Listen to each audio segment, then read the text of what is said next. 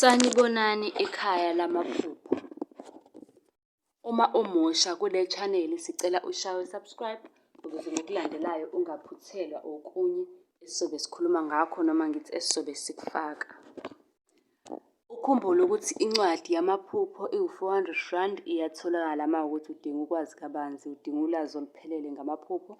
Iyatholakala insipho yobulongo, iyasiza ukuvula amaphupho, iyasiza uma unamaphupho amabi, iyasiza ukugeza idlozi, iyasiza-ke ukuvula inhlahla, ukuvula okuvaliwe, isiza ey'ntweni ey'ningi. Kanye namanye-ke ama-products ey'chitho nawey'nhlahla, awey'ntombi, awemisebenzi, kuningi.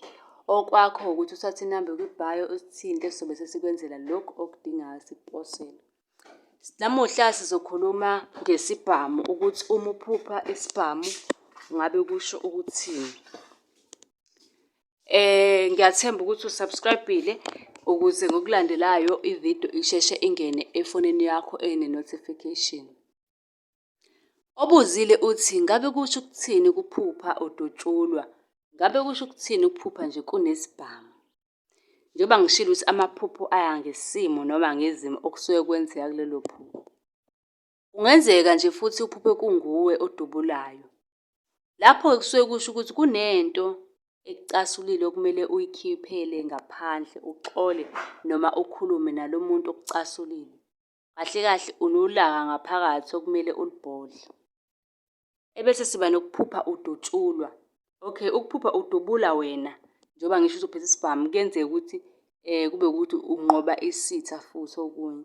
Bese kuba ukuphupha udutshulwa. Lokho-ke kusuke kuyinto embi engekho yinhle.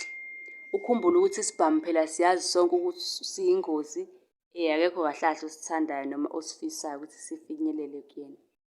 Isibhamu akumele-ke ukuthi sikhombe nje wena noma kube ukuthi bayakudubula ephusheni, ngoba lokho kusuke kungabiki into enhle. Ukuphupha udutshulwa kuchaza ukuthi ukhona umuthi obhekiswe kuwena. Ngamanye amazwi kahle kahle kungenzeka ukuthi uyathakatha noma kukhona okugadlayo okusebenzisela umuthi ongalungile.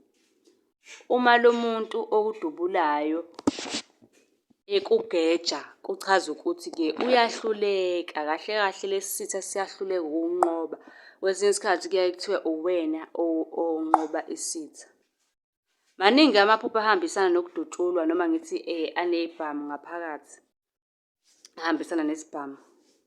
Ukuphupha udutshulwa kodwa ungaphumi igazi. Ukuphupha udutshulwa emhlane, ukuphupha udutshulwa kodwa ungashoni, ukuphupha udutshulwa kodwa inhlamvu ingangeni, ukuphupha udutshulwa ngabantu noma amaphoyisa noma ngamasosha. Yabo?